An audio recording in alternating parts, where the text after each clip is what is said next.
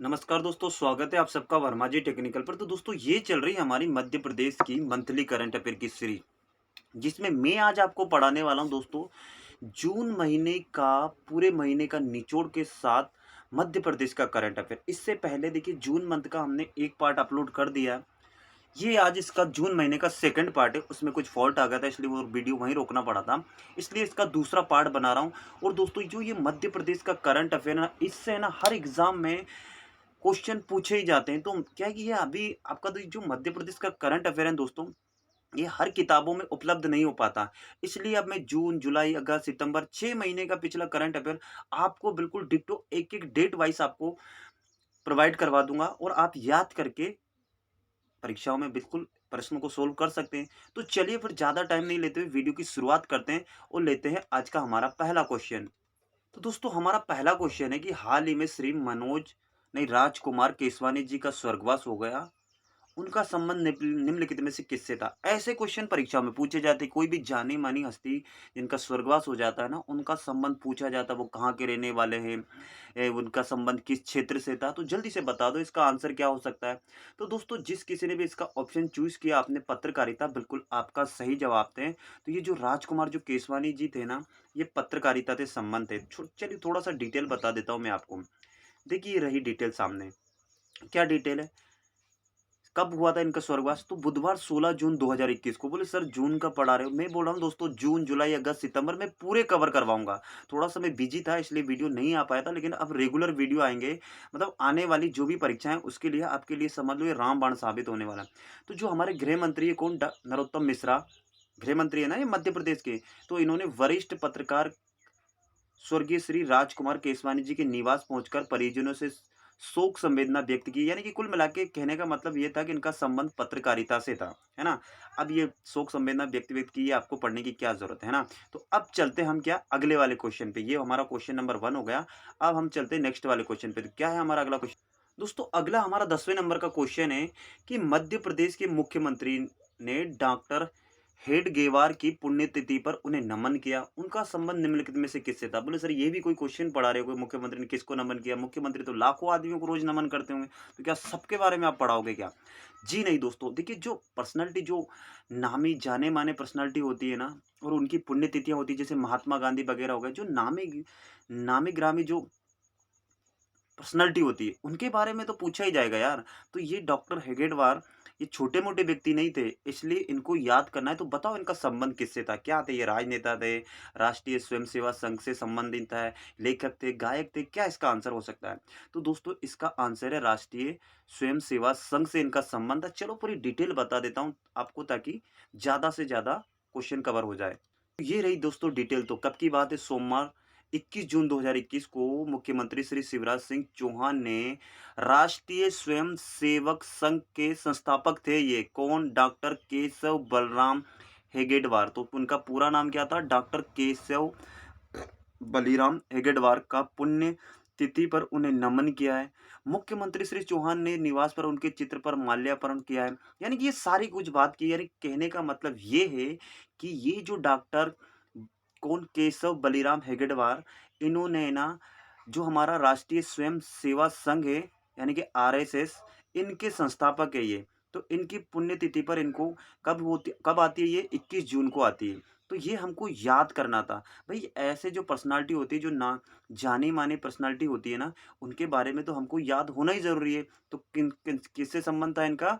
राष्ट्रीय स्वयं सेवा संघ से। ये सीधे सीधे परीक्षाओं में क्वेश्चन पूछे जाते हैं। आजकल एग्जामिनर भी बहुत स्मार्ट हो गए हैं, आपको एकदम डिटेल से पूछेगा, इसलिए आपको मैं डिटेल से प्रोवाइड करवा रहा हूँ। ओके, तो चलो अब चलते हैं हमारे नेक्स्ट वाले क्वेश्चन पे। तो क्या हमारा अगला क्वेश्चन? दोस्तों, ये क्वेश्चन भी हमारे बहुत काम का है। क्वेश्चन नंबर 11 कि मुख्यमंत्री शिवराज सिंह चौहान ने महारानी दुर्गावती के बलिदान दिवस पर श्रद्धांजलि अर्पित की है। तो आपसे ये पूछा जा रहा है कि महारानी दुर्गावती बलिदान दिवस मध्य प्रदेश में कब मनाया जाता है। ये आपका हिस्ट्री का क्वेश्चन भी हो जाएगा। और ऐसे क्वेश्चन तो पूछे जाते हैं। तो जल्दी बता दो कौन कितना पढ़ा लिखा है, जरा नीचे कमेंट करो कि कब महारानी दुर्गावती बलिदान दिवस मनाया जाता है। तो दोस्तों, जिस किसी ने भी लगाया ना ऑप्शन नंबर 1, 24 जून, तो बिल्कुल आपका सही जवाब है। अब थोड़ी सी बात कर लेते हैं हम महारानी दुर्गावती के बारे में। तो थोड़ी सी डिटेल से बता देता हूँ आपको। तो दोस्तों देखिए, डिटेल कब, गुरुवार 24 जून 2021 की। मुख्यमंत्री श्री शिवराज सिंह चौहान ने स्वाधीनता और स्वाभिमान के लिए अपने प्राणों को अर्पण कर देने वाली वीरांगना महारानी दुर्गावती के बलिदान दिवस पर श्रद्धांजलि अर्पित की है। ये तो हो गया हमारा करंट अफेयर। मुख्यमंत्री श्री चौहान ने निवास पर महारानी दुर्गावती के चित्र, किसके निवास पर? महारानी के निवास पर, अपनी अपने निवास पर, ज्यादा मत सोचो, है ना। महारानी दुर्गावती के चित्र पर माला वाला चढ़ाई, है ना। मुख्यमंत्री श्री चौहान जी ने कहा है कि महारानी दुर्गावती की गौरव गाथा सदैव भारत की भावी पीढ़ियों को गर्व की अनुभूति कराएगी, करा रही है कि नहीं करा रही है, और राष्ट्र की उन्नति तथा सेवा के लिए प्रेरित करती रहेगी। इनकी इतनी गौरव गाथा है दोस्तों महारानी के बारे में। सर क्या गाथा है? देखो गाता है दोस्तों, रानी दुर्गावती का राज्य गढ़मंडला था, जो सीधे सीधे एग्जाम में कितनी ही बार पूछा गया। चाहे पीएससी ले लो, व्यापम का कोई भी एग्जाम ले लो, उसमें पूछा गया कि रानी दुर्गावती का संबंध निम्नलिखित में से किससे था। उसमें आंसर होता है मंडला, गढ़मंडला, जबलपुर, शहडोल। तो जो कोई गढ़मंडला लगा के आता है उनका सही जवाब हो जाएगा। अब अगर एग्जाम में आएगा तो जिसका केंद्र क्या था? जबलपुर था। भाई ये अलग था, गढ़मंडला एक राज्य था, लेकिन केंद्र भी तो होता ना, जैसे हमारा भारत है। अब हम तो मध्य प्रदेश के रहने वाले, लेकिन हमारा केंद्र क्या है? दिल्ली है ना भाई, केंद्रीय राजधानी हमारी दिल्ली है ना। इसी प्रकार इनका केंद्र क्या था? जबलपुर था। उन्होंने अपने पति, क्या नाम, गोंड राजा दलपत शाह की असमय मृत्यु के बाद उनका जो पुत्र था उनका नाम था वीर नारायण। तो इनके पति का नाम भी मतलब जो राजा गोंड राजा का दलपत शाह, इनकी असमय मृत्यु हो गई थी। तो उनके बाद क्या इनके पुत्र थे वीर नारायण। इनका पुत्र का नाम क्या था? वीर नारायण को सिंहासन पर बैठाकर उनके संरक्षक के रूप में शासन प्रारंभ किया। मतलब बिठा तो राजा तो बना दिया वीर नारायण को, लेकिन पूरी भागडोर अपने हाथ में रख ली। जैसे आपने बाहुबली मूवी देखी है ना, महारानी, समझ में आया ना? तो उन्होंने ही पूरी भागडोर रखी थी ना सिंहासन पे, और किसी को बिठा देते हैं, लेकिन इन्होंने पूरी भागडोर अपने हाथ में रखी। इनके शासन में राज्य की बहुत उन्नति हुई। मुगल शासक अकबर राज्य को जीतना चाहता था। अकबर ने अपने रिश्तेदार आसफ खां के नेतृत्व में गोंडवाना साम्राज्य पर हमला कर दिया। भाई अकबर की इच्छा थी कि यार ये राज्य इतना वो तरक्की कर रहा है, तो क्यों नहीं इस पर शासन किया जाए। तो इस पर क्या है, अपने जो उनका एक रिश्तेदार था, क्या नाम था? आसफ खां। नाम याद रख लेना, आसफ खां। आजकल पीएससी में इतिहास से बहुत ही डीपली क्वेश्चन पूछे जाते हैं, इसलिए याद कर लो क्या नाम था?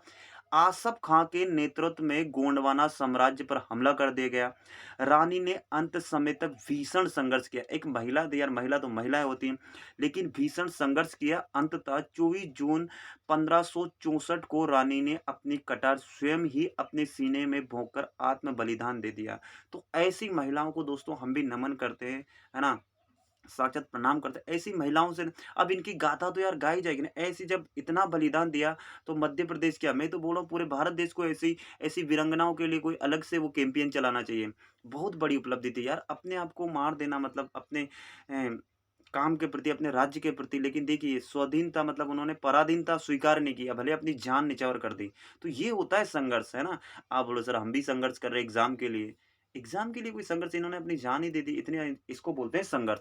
तो ऐसे पढ़ते जाओ। मैं क्या बोल रहा हूँ कि मध्य प्रदेश का करंट अफेयर आपको मैं मंथली, जो भी इसमें समझ लो, हम करंट अफेयर पढ़ रहे हैं, हिस्ट्री पढ़ रहे हैं, जो भी आएगा सब पढ़ते जा रहे हैं साथ में मजे के साथ, है ना। पढ़ते जाओ, बस करना है क्या हमको, बस वीडियो अच्छा लगे तो लाइक वाइक करते जाना, और क्या। चलो अब चलते हैं हमारे नेक्स्ट वाले क्वेश्चन पे। तो क्या है हमारा अगला क्वेश्चन? देखिए क्वेश्चन नंबर 12 है हमारा, कि निम्नलिखित सिटी में से किस सिटी को India smart city award contest 2020 में प्रथम स्थान मिला? देखिए बात कब की हो रही है? 2020 की हो रही है, 21 की नहीं हो रही है ना, कब की? 2020 की। तो बताइए जल्दी से कौन सी, ये तो आप गेस भी कर सकते हो। जो कोई लगा रहा ना, इंदौर बिल्कुल आपका सही जवाब है। अब मैं थोड़ा सा डिटेल से इसकी जानकारी प्रोवाइड कर देता हूँ। तो दोस्तों देखिए डिटेल निकल कब की बात है? 25 जून 2021 की बात है। वही हमारे शिवराज सिंह मुख्यमंत्री जी ने India smart city award contest 2020 में ओवरऑल इंदौर को प्रथम स्थान, प्रदेश की 5वीं स्मार्ट सिटी को 11 अवार्ड और राज्य की श्रेणी में मध्य प्रदेश को द्वितीय स्थान प्राप्त होने पर बधाई दी है। क्या मतलब? जो हमारा मध्य प्रदेश है ना, उसमें 5 स्मार्ट सिटी को 11 अवार्ड दिए गए। 5 स्मार्ट सिटी को 11 अवार्ड मिले। मध्य प्रदेश की 5 स्मार्ट सिटी, उनके भी नाम बताऊंगा, टेंशन क्यों ले रहे हो, कौन कौन सी वो 5 स्मार्ट सिटी हो सकती है। तो दोस्तों नगरीय विकास एवं आवास मंत्री कौन है? भूपेंद्र सिंह। भैया ये भी याद रख लो हमारे मध्य प्रदेश, मैंने ये तो आपको ट्रिक से याद करवा रखा है। कैसा याद करवा रखा? तो ये भूपेंद्र सिंह, इनका नाम मैंने ट्रिक से याद करवा रखा। ने भी इस उल्लेखनीय उपलब्धि के लिए पूरे स्टाफ की सराहना की। भाई इतनी बड़ी बात है भैया, मध्य प्रदेश की 5 स्मार्ट सिटी को 11 अवार्ड मिले हैं। सीधा-सीधा प्रश्न पूछा जाएगा एग्ज़ाम में कि कितनी स्मार्ट सिटियों को मध्य प्रदेश के लिए क्या city India smart city contest में पुरस्कार दिया गया या शामिल किया गया। तो 5 स्मार्ट सिटी, कितने अवार्ड दिए गए इनको? 11 अवार्ड दिए गए हैं भाई, ये सब याद रखना आपको। उन्होंने सागर सहित देखिए सागर, भोपाल, इंदौर, ग्वालियर, जबलपुर 1, 2, 3, 4 ये 5 स्मार्ट सिटी के प्रशासन और स्थानीय लोगों को भी इस कामयाबी के लिए बधाई दी। इंदौर के साथ ही सूरत को भी प्रथम स्थान मिला है। तो 2 सिटी, ये इंदौर तो प्रथम पर रही लेकिन सूरत भी प्रथम स्थान पर रही इंडिया स्मार्ट सिटी अवार्ड। देखिए क्लीन सिटी के इंडिया के मामले में इंदौर तो है ही, लेकिन ये स्मार्ट सिटी एक अलग प्रोजेक्ट चल रहा है भारत सरकार का। तो ये अलग बात हो गई है ना, वो जो क्लीनिंग में जो है वो तो इंदौर नंबर 1 पे है पिछले लगातार 4 सालों से। लेकिन ये स्मार्ट सिटी इंडिया अलग है, इंडिया स्मार्ट सिटी अवार्ड अलग है ये। स्मार्ट सिटी मिशन कब से पूरे 6 वर्ष पूरे होने पर भारत सरकार के आवासन और शहरी कार्य राज्य मंत्री, जिनको स्वतंत्र प्रभार मिला, कौन है? श्री हरदीप सिंह पुरी ने वर्चुअल मीट के माध्यम से आयोजित कार्यक्रम में इंडिया स्मार्ट सिटी कॉन्टेस्ट 2020 के परिणाम घोषित किए। तो 6 वर्षों से ये चल रहा था, ये पूरा हो गया है।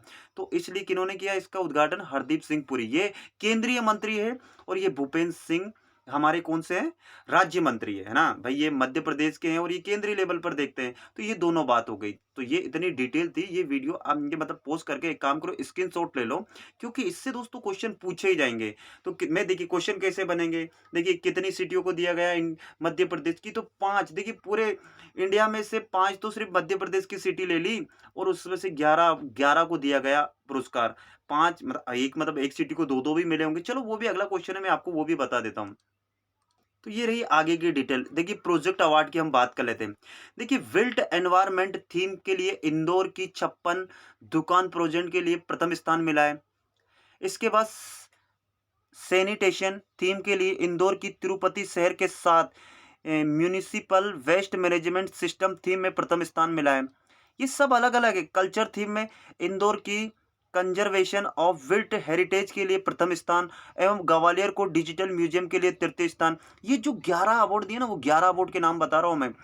अर्बन एनवायरनमेंट थीम में किस किस को? भोपाल को चेन्नई के साथ क्लीन एनर्जी के लिए प्रथम स्थान मिला। किसको? देखिए भोपाल मध्य प्रदेश की राजधानी है, इसको चेन्नई के साथ ना अर्बन एनवायरनमेंट थीम में अवार्ड मिला है। किसको? भोपाल और चेन्नई दोनों को साथ में दिया गया है ना। और कौन से स्थान पर? ये प्रथम स्थान पर।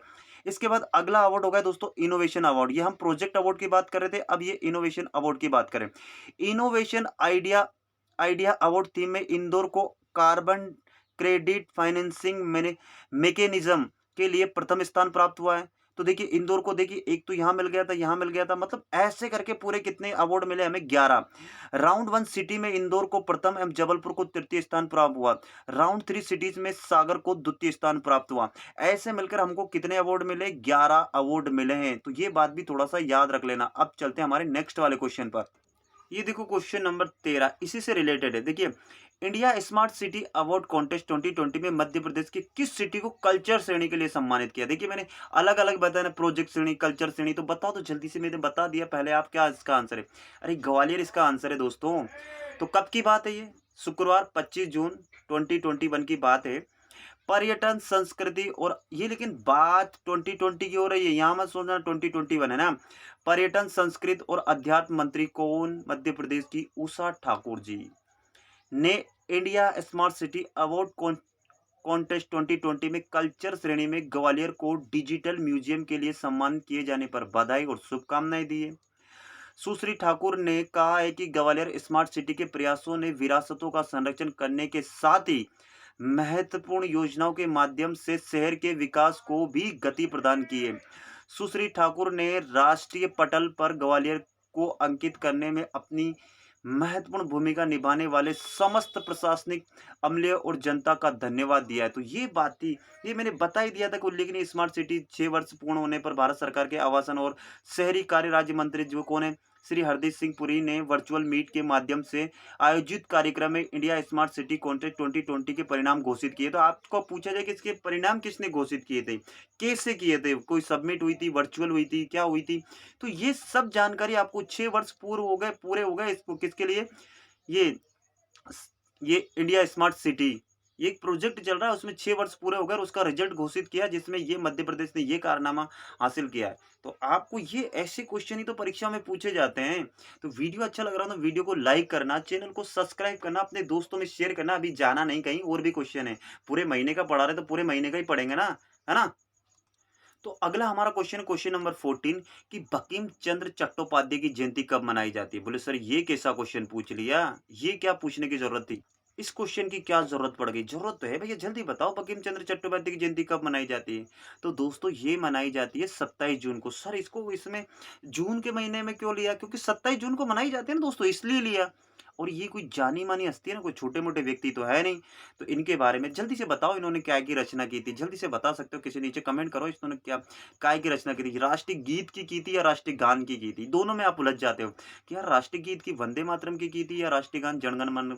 ये दोनों में राष्ट्रीय गीत कौन सा, राष्ट्रीय गान कौन सा है ना? कंफ्यूज हो जाते हैं ना। चलो डिटेल में बात करते हैं यार, डिटेल क्या है इसकी, डिटेल बता देता हूँ आपको। तो रही डिटेल, रविवार को पड़ा था 27 जून 2021। मुख्यमंत्री हमारे शिवराज सिंह चौहान ने आज निवास पर, उनके खुद के निवास पर, राष्ट्रीय गीत है ये, राष्ट्रीय गीत की इन्होंने, बंकिम चंद्र चट्टोपाध्याय ने क्या लिखा था? राष्ट्रीय गीत कौन सा? वंदे मातरम। राष्ट्रीय गान कौन सा है? जन गण मन अधिनायक जी। किसने लिखा था? रविन्द्रनाथ टैगोर ने। ओके, दोनों को याद रखना है। वंदे मातरम के रचयिता श्री बंकिम चंद्र चट्टोपाध्याय को उनकी जयंती पर सादर नमन करते, उनके चित्र पर माला वाला चढ़ाइए। श्री बंकिम चंद्र चट्टोपाध्याय ने भारतीय जनमानस में राष्ट्रीय चेतना जागृत का महत्वपूर्ण कार्य किया था। देखिए दोस्तों, उस समय जो कवि हमारे होते थे, जो रचयिता होते थे ना, वो जो कविताएं लिखते थे, वो जो आर्टिकल लिखते थे, उनको पढ़कर जो हमारे जो क्रांतिकारी होते थे, उनमें जोश आता था देश के प्रति। आजकल तो हम कोई वीडियो देख लेते, मूवी देख लेते, तब जाकर हमको जोश आता था। उस समय थोड़ी ना दोस्तों ऑडियो वीडियो मूवी ये सब कुछ थी। उस समय तो जो ये कवि थे, तो ये समझ लो उस समय के डायरेक्टर थे ये। उन समय इनकी जो भी कविताएँ लिखते थे, जोश भरी कविताएँ लिखते थे, जैसे सुमित्रा कुमारी चौहान, झांसी की रानी वगैरह ये। तो ये कविताएँ, इनसी से तो क्रांतिकारियों के मन में हर्षोल्लास थे कि यार क्या जज़्बा आता था।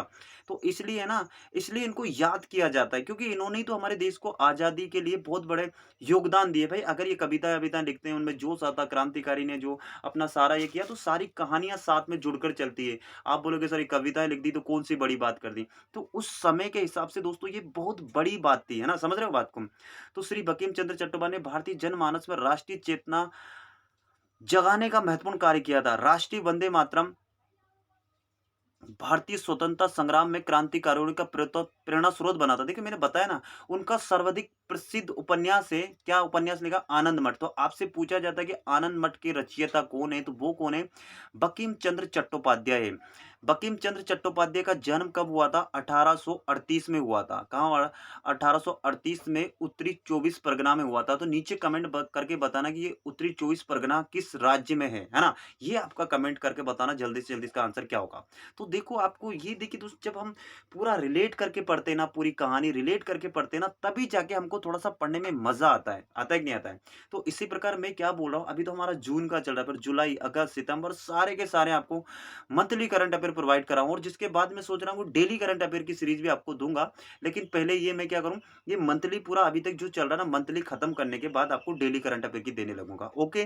तो ये ऐसे क्वेश्चन पूछे जाते हैं, आप बोलोगे सर ये कुछ भी पढ़ा रहे हो, ये थोड़ी पूछे जाते हैं। आप एग्ज़ाम देने बैठना, पीएससी का एग्ज़ाम दिया तो आपको पता चल गया होगा, है ना? पीएससी में इसी तरह के एग्ज़ाम पूछे जा इसी तरह के क्वेश्चन पूछे जाते हैं दोस्तों।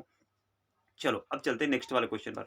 अगला हमारा क्वेश्चन है 15 कि मध्य प्रदेश में कितने सीएम राइज स्कूल खोले जाएँगे? बोले सर ये कौन से स्कूल होते हैं और कितने खोले जाएँगे? ये तो बहुत ज़्यादा संख्याएँ दिख रही।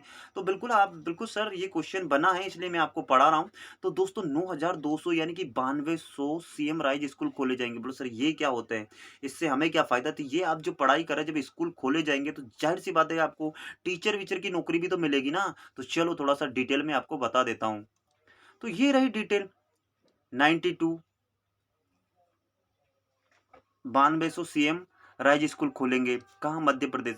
प्रदेश में 9,200 सीएम राइज स्कूल खोले जाने की कैबिनेट ने स्वीकृति हो गई, कैबिनेट ने मंजूरी दे दी कि भाई मध्य प्रदेश में 9,200 सीएम स्कूल खोले जाएंगे, जिनकी स्थापना चरणबद्ध रूप से की जाएगी। मतलब ये प्रोजेक्ट है पूरा। प्रदेश में 1,09,000 शिक्षकों की तथा 470 शिक्षक प्रशिक्षकों की नियुक्ति की जानी है। तो देखो इतनी बम्पर भर्ती आने वाली है आपकी।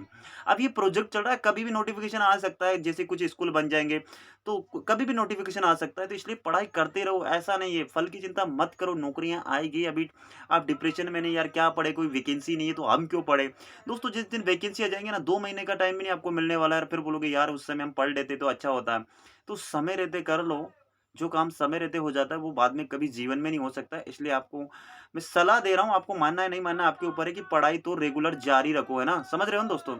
तो दोस्तों ये था हमारा जून महीने का पूरा करंट अफेयर, हो गया हमारा पूरा कंप्लीट। अब आपको जून के बाद जुलाई का आने वाला है। आपको वीडियो कैसा लगा नीचे कमेंट कर देना, अपने दोस्तों में शेयर कर देना, है ना? और अच्छा लगे तो इसी प्रकार की वीडियो पाने के लिए चैनल को सब्सक्राइब जरूर कर लेना। चलिए इसी के साथ मैं विदा लेता हूँ। जय हिंद, जय भारत। आप सबका दिन मंगलमय हो।